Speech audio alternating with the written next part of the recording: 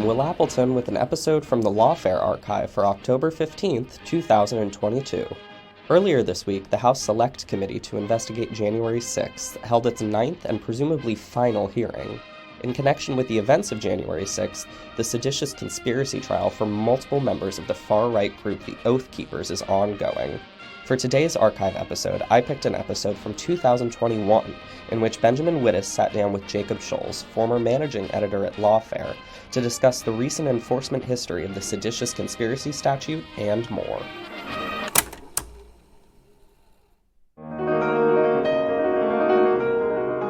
I'm Benjamin Wittes, and this is the Lawfare podcast, March 24th, 2021. It's been a big week for the seditious conspiracy statute, which has long been on the books, quietly forbidding the violent interference with the lawful functions of the United States government. But on 60 Minutes this weekend, the former chief prosecutor supervising the January 6th investigation hinted not too subtly that the seditious conspiracy statute might come out of obscurity and enter into action.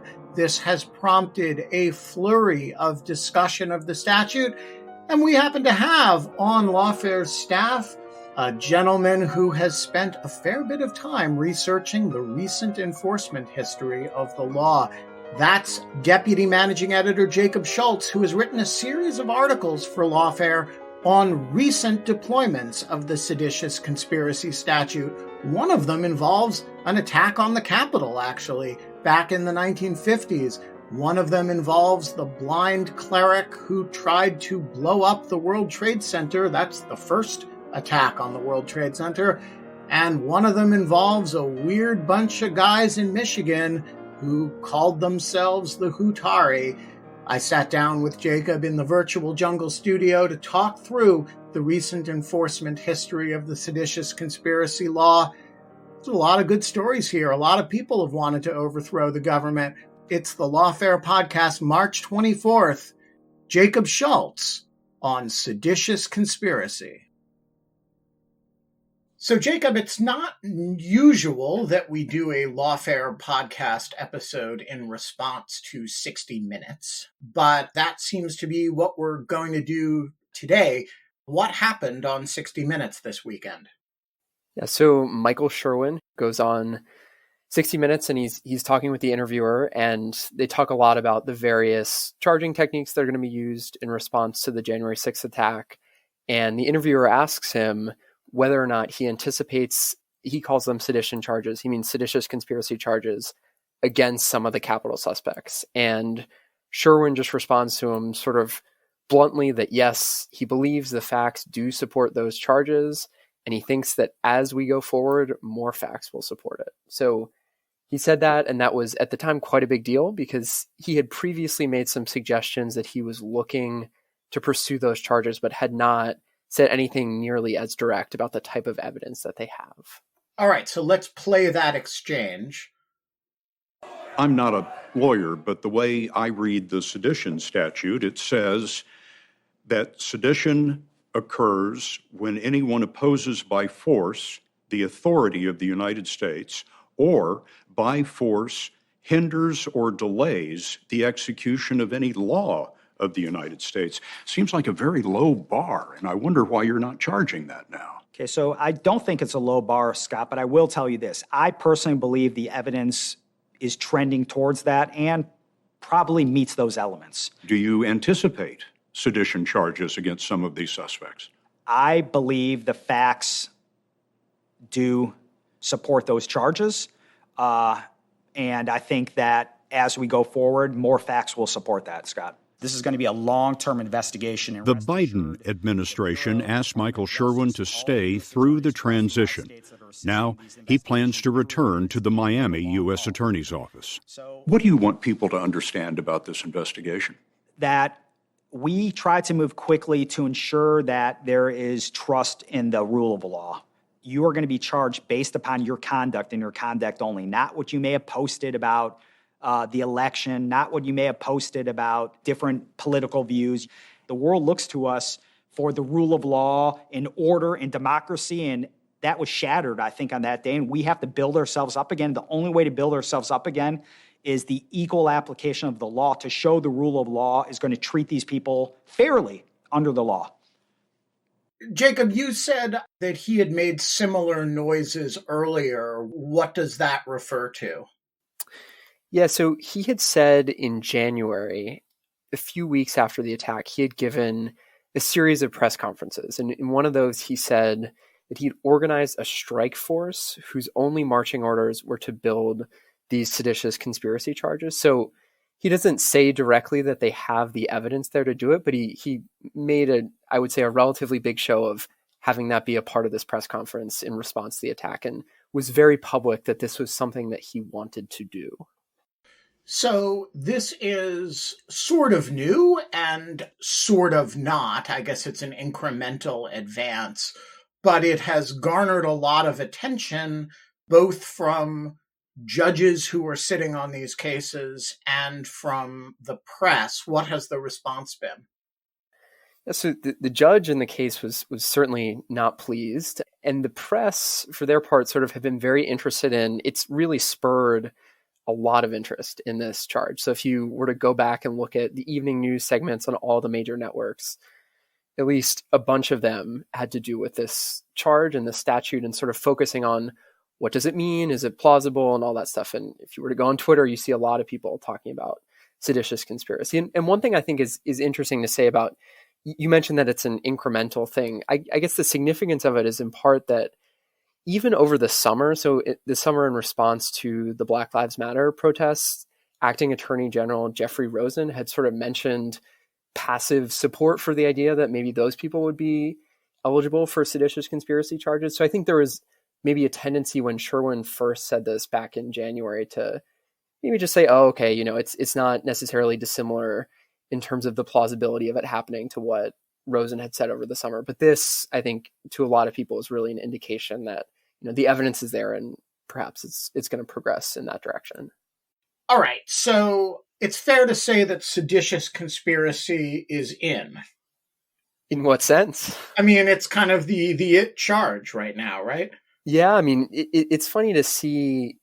I guess you could, if you look back to different stages and say the Mueller indictments and things like that, there gets to be this real fixation with certain statutes and certain charges. And I think this is really a moment in which there is a fixation on the seditious conspiracy charge. And I don't know why there's no, scientific way to answer why that might be, but I do think that a lot of it has to do with the connotations of the charge more than anything. I think when you hear the word sedition, you think of something that feels sort of arcane, or maybe you just conflate it with treason, right? But it is a significant charge, but it's certainly not treason.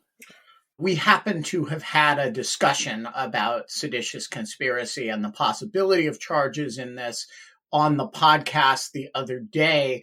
Alan Rosenstein usefully broke down the statute and talked about what its elements are and why it is attractive in the context of an attack on the Capitol, as we saw on January 6th.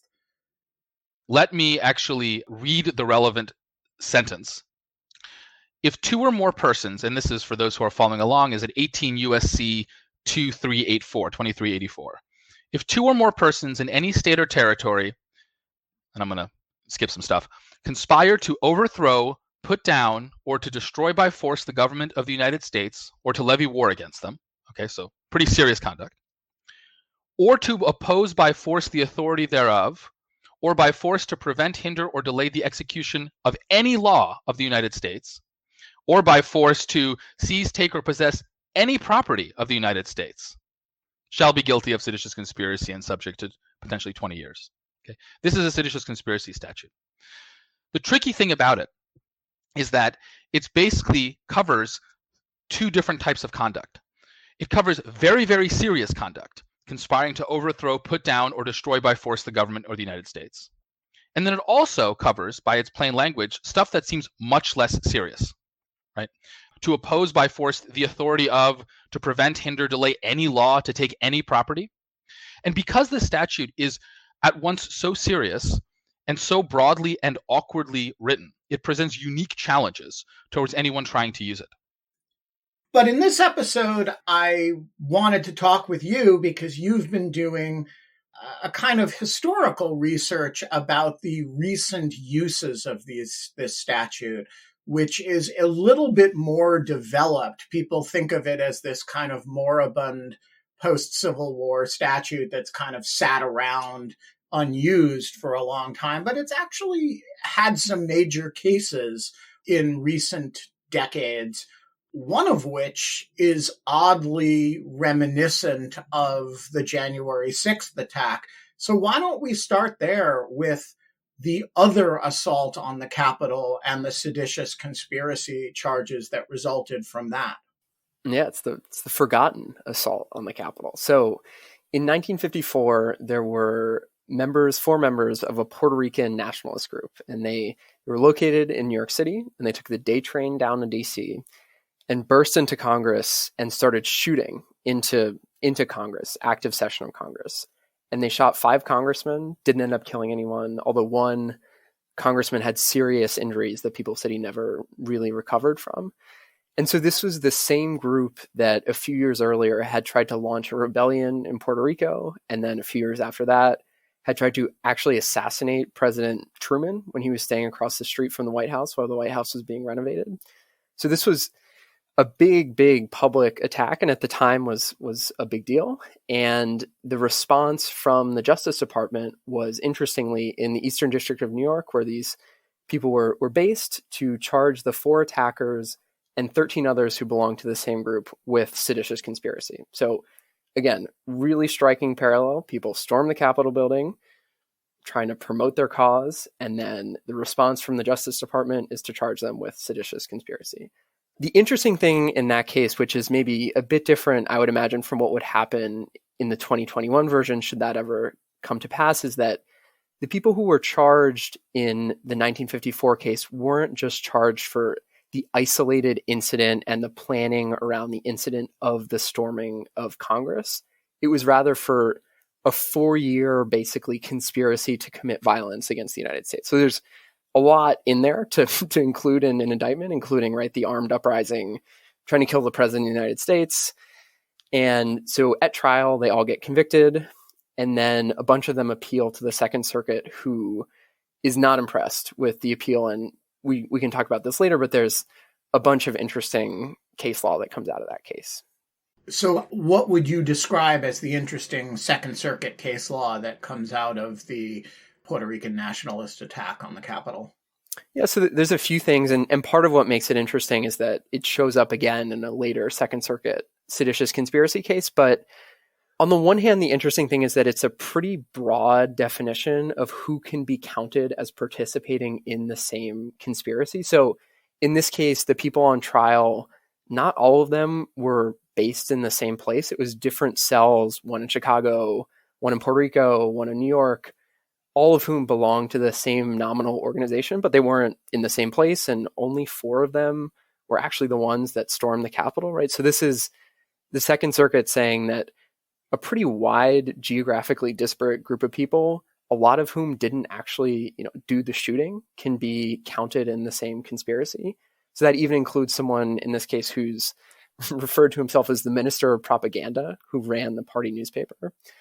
So that's one part of it. And the other part of it is that in this case, and this comes up later in later Second Circuit jurisprudence, is that the Second Circuit affirms that the statute itself doesn't violate the First Amendment, right? So that the statute is not inherently unduly infringing on people's freedom of speech. So that's, it's a relatively big deal in that I think, right, these types of cases necessarily sort of get into speechy territory. So it's interesting to see the Second Circuit weighing in on that side. And I assume the Second Circuit's logic there was that this statute requires, by its terms, that you do something by force, which is not protected by the First Amendment, and that the thing you are doing by force is attempting to interfere with the activities of the government or overthrow the government. And so it's not actually penalizing speech, it's penalizing the use of force to interfere with the government's authority. Is that the logic that the court used? Yeah, effectively, that's it. They didn't really get into it in great detail in that case. The way that they did it was they referenced a 1951 Supreme Court case called Dennis v. U.S., which was not actually for the seditious conspiracy statute, but it was for the Smith Act, which is another basically since defunct statute, anti-sedition law that was used a lot against members of the Communist Party in the 40s and 50s. So in that case, where the Supreme Court came down is that the Smith Act was okay because it didn't target discussion, but instead it targeted advocacy toward overthrow of the government, right? So it's exactly what you say, right? There's a difference, at least in the mind of the Second Circuit and of the Supreme Court, in just mere discussion of ideas, right, versus things that are sort of targeted at plans of action and targeted at the government in particular. Okay, that is the seditious conspiracy case that sort of looks most like the attack on the Capitol, because it in fact involves an attack on the Capitol. It literally looks like it. Yes, but it is not the most recent use of the statute, nor is it the one that will be most famous to most people. So people who are of the 9/11 generation will remember the case of Omar Abdul Rahman, the blind Sheikh who was responsible for sort of the spiritual guide of the first bombing of the World Trade Center in the early 90s. He was charged and convicted and spent the rest of his life in prison on the basis of a broad seditious conspiracy indictment. Tell us about that case.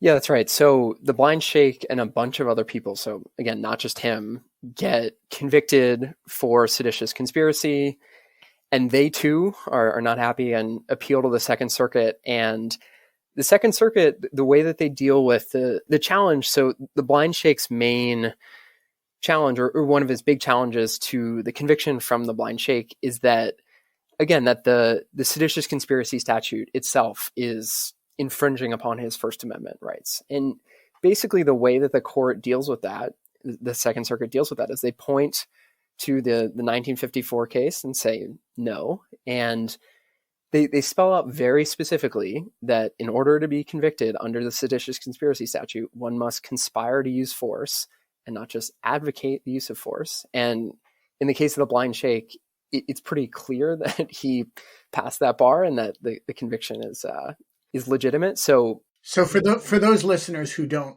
remember the case, what was he accused of? What was the force he was accused of plotting? Yeah, I mean, he was accused of trying to blow up the World Trade Center. So not a subtle use of violence whatsoever. If I remember right, there were other, weren't they planning a sort of reign of, to bomb the Holland Tunnel as well and sort of I think they wanted to attack the UN. There were a whole series of events that indictment incorporated, no? Yeah, that's right. I think it was, at least in the sense that it wasn't just a targeted thing. They were sort of hoping that this would be the beginning of a wave of violence, very public, high-profile violence, some of which against important buildings like the UN. All right, so those are the two super high-profile cases, but they're not the only ones. What are the other examples of, seditious conspiracy in action now that it's having its 15 minutes? Yeah, it's real 15 minutes of fame. So there's a bunch more, right? There's in the 80s, there's more Puerto Rican nationalists that get convicted under the statute. So there's a bunch of these Puerto Rican nationalist cases. A few in the 80s, there's the 1954 one, and then in 1936, there's another one. So very clear pattern of the use of the statute against those groups. So there are those. And then in the late 80s, there are two other relatively high profile, one more than the other, seditious conspiracy prosecutions. So I'll start with the one that worked. Or sort of worked. So in the late 80s, there's this group of radical anarchists who did a bunch of bombings, 20 bombings across the country, and they get indicted by a federal grand jury on seditious conspiracy charges.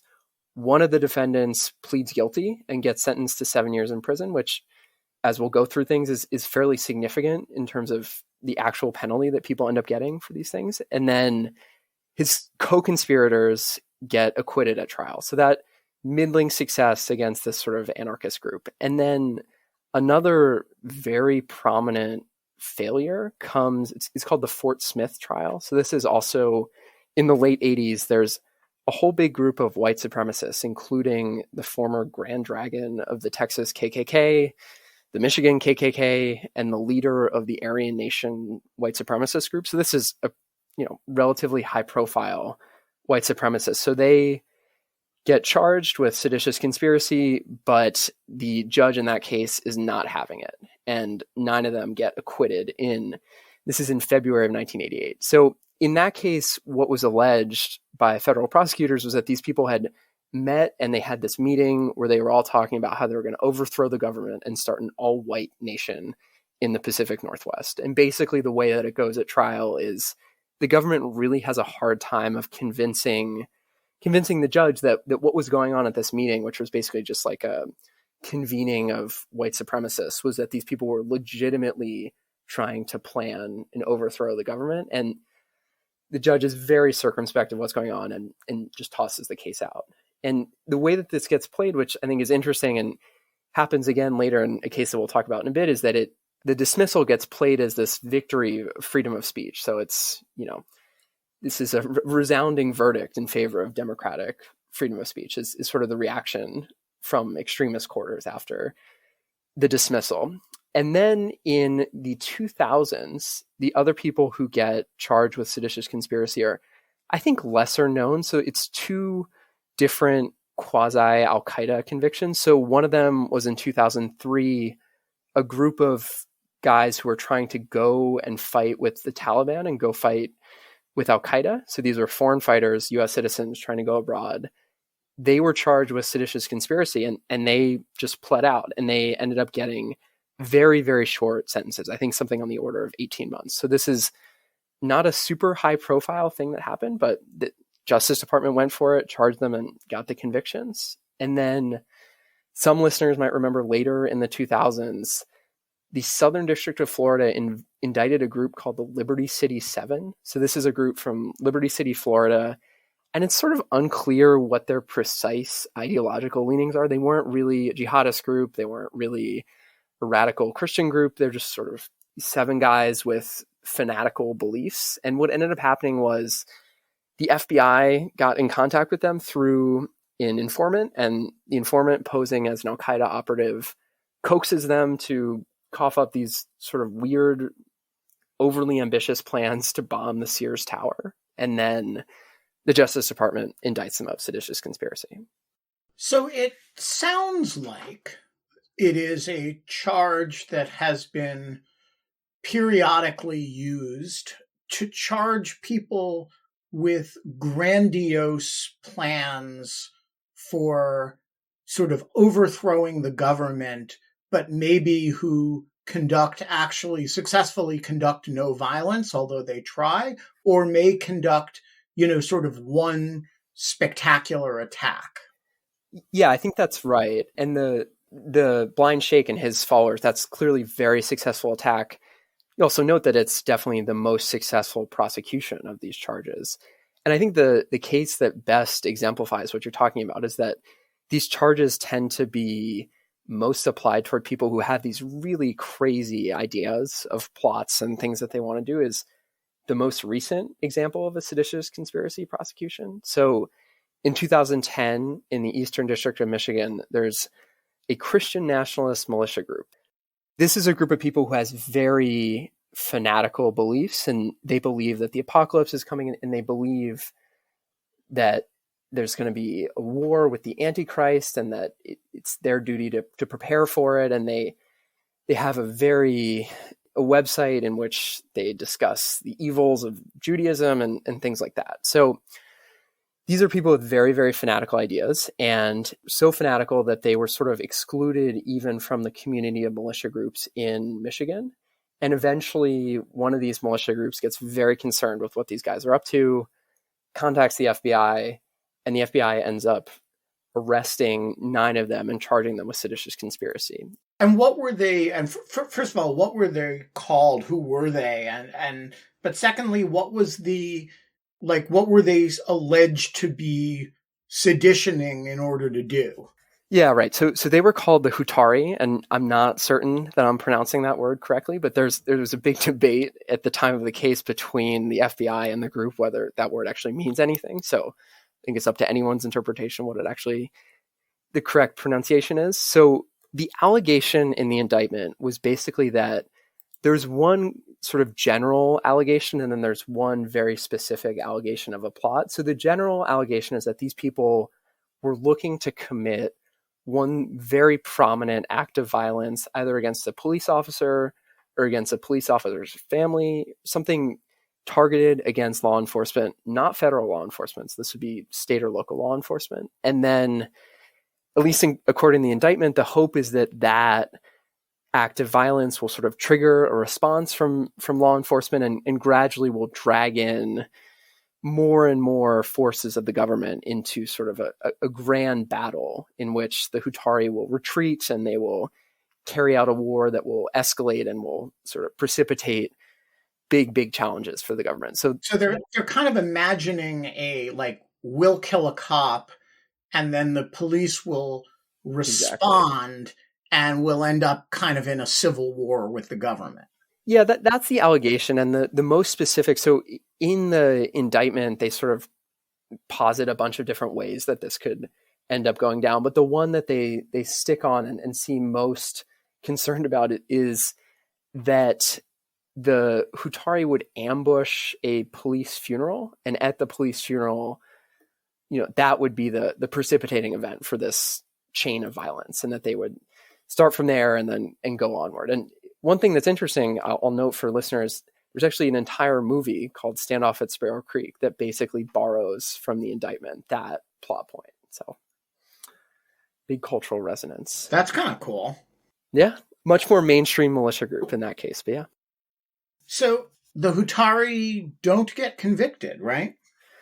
No, so the trial goes quite poorly for the government. So the main pieces of evidence for this alleged conspiracy are a series of recorded speeches that the leader of the group gives. Speeches is probably a generous word to describe what's going on, just sort of meanderings about what they were saying. And that it's this really crazy talk about killing police officers and how willing they'd be to kill a cop, to kill a cop's family, and on and on and on and on. And that's the central piece of evidence at trial. But at a certain point, the defense motions to get the case dismissed, and the judge is more than eager to do so and writes an acquittal order in which she lambasts the government's decision to bring a seditious conspiracy charge and spells out all sorts of reasons why she thinks the charge was a bad fit in this case. So one of which being, this is a local police officer. It's far from clear that this is a broader conspiracy against the federal government. And she pulls from all sorts of circuit court level precedent to make her case in that regard, and to make the case that this, not a conspiracy, not a seditious conspiracy. And she's also sort of, in ways that are not really applicable beyond the history of this case, she's very upset with certain prosecutorial tactics that the government took. Basically that they, in her version of events, they had presented one theory of the case in the indictment, and basically when it seemed like it wasn't going to work at trial, they moved away from it, and she was not pleased about that. And you leave the acquittal order really thinking that it perhaps was not the best decision to bring these charges in this case. It really does not work out well for the government and ends up being a fairly embarrassing defeat. So one pattern that I notice as you talk through these cases, which might be on my mind if I were a federal prosecutor thinking about January 6th, is that they seem to be most successful when they are not white guys. That is, the prosecution of Puerto Rican nationalists, pretty successful under the statute. There are, the blind Sheikh case, certainly shows that it can be used successfully in Al-Qaeda related matters. But, the Grand Dragon of the Texas KKK walks on seditious conspiracy. The Michigan militia types walk on seditious conspiracy.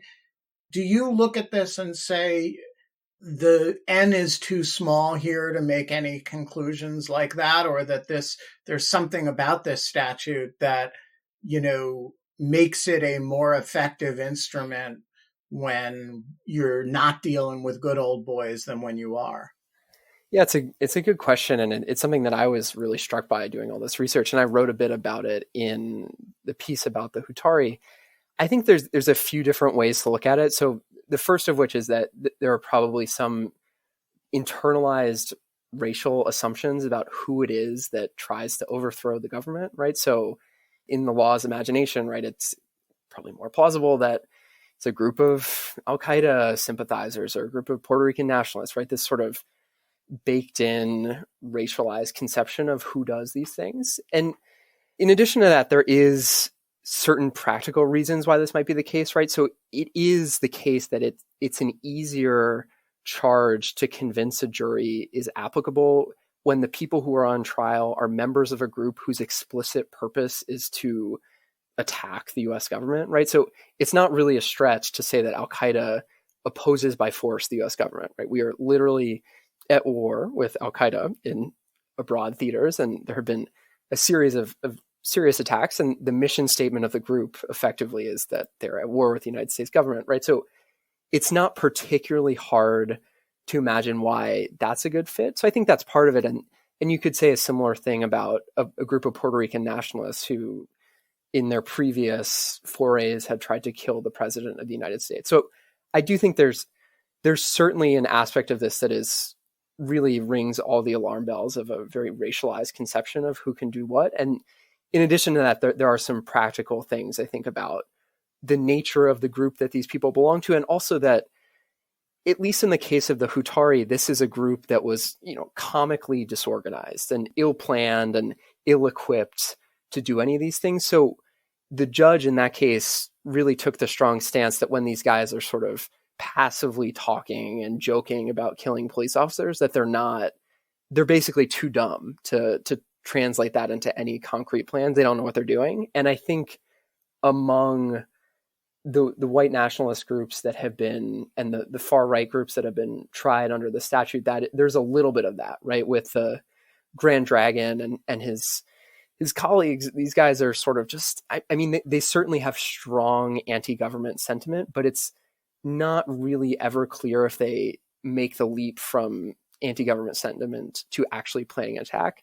Whereas the Puerto Rican nationalists had actually, shot up the Capitol, and the Al-Qaeda guys had actually blown up the World Trade Center. Yeah, exactly. Although the one caveat to that is that the Liberty City case, so those guys, at least as far as I can tell, it's not really clear without the coaxing of the government whether they would have ever produced any sort of actual attack plan, and even whether the actual attack plan was like a conceivable thing that they could have done, right? Not that necessarily matters, but again, there are points in favor of either theory of why this is a pattern. But it's also a case that fled out. Yeah, exactly.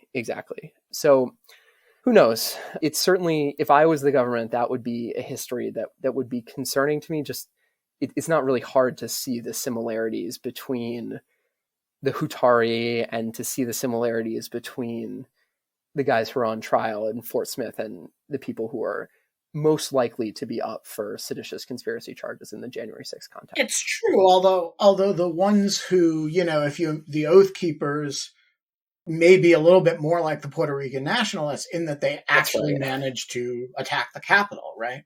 No, that's absolutely right. And one thing that you'll notice if you start looking at the actual indictments for people like the Oath Keepers and people like the Proud Boys. So yesterday, there's a Proud Boys indictment that came out. And if you look at what the indictment says the object of the conspiracy was, it was to, quote, stop, delay, or hinder Congress's certification of the electoral vote. So, right, in these cases, you're really, really inching closer to what it's pretty hard to argue that doesn't meet the threshold for seditious conspiracy. So I think you're absolutely right that in these cases, you are dealing with people who have relatively significant command and control structures and organizational apparatuses in place that it would not be particularly hard to convince a jury that they were doing things beyond just, joking or passively talking about committing violence.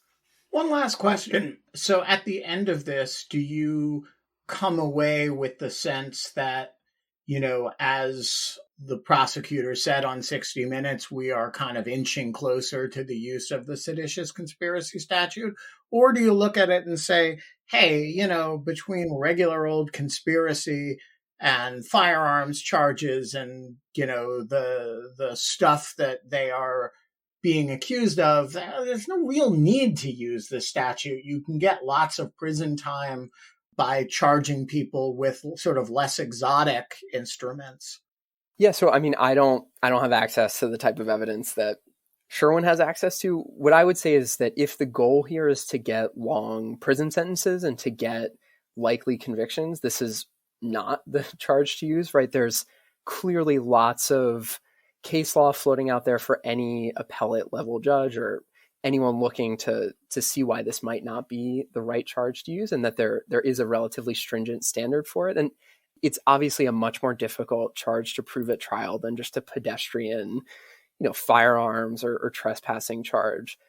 But the way I see it, if they were to do it, the point of it is less the practical thing of getting a longer prison sentence, and it's the rhetorical point of doing it, right? It's the rhetorical point of putting these people, whoever, if anyone, ends up getting charged with this, in this group, this rarefied era of people who were literally charged with plotting against the US government, of conspiring against the government. And that, the rhetorical force of that, and I think that that's part of why, we talked about earlier, this has been met, the 60 Minutes segment has been met with lots of murmuring. And I think part of that is just the people, whether or not they think about what the language of the statute is, that the connotation of the statute is really serious, and it's a real statement of condemnation about what is and isn't outside the bounds, right? So again, I don't really see any reason for purposes of getting longer sentences or for getting more likely convictions. This isn't, as far as I can tell, the way to do it, but right, to send a rhetorical message about what went on, and particularly what went on for people who had real hand in planning it, right? Like, this is not the type of charge that I would personally expect to see for someone who just kind of appeared at the Capitol and didn't really have much role in planning things, although I guess you never know. But it's really a way of signaling out who has done something that's truly beyond the pale. And again, it's that sort of rhetorical thrust of the charge that, at least historically, would seem to me to be the most applicable use of it. We're going to leave it there. Jacob Schulz, thank you for joining us. Thank you. The Lawfare podcast is produced in cooperation with the Brookings Institution. Our audio engineer this episode is the most intrepid Zachary Frank of Goat Rodeo. You need to do your part to promote the Lawfare podcast, so share us on Facebook, pin us on Pinterest, upvote us on Reddit, tweet us, and for heaven's sake, leave us a rating or review wherever you found us. Our merch is available at thelawfarestore.com. The Lawfare podcast is produced and edited by Jen Patja Howell. Our music is performed by the redoubtable Sophia Yan. And as always, thanks for listening.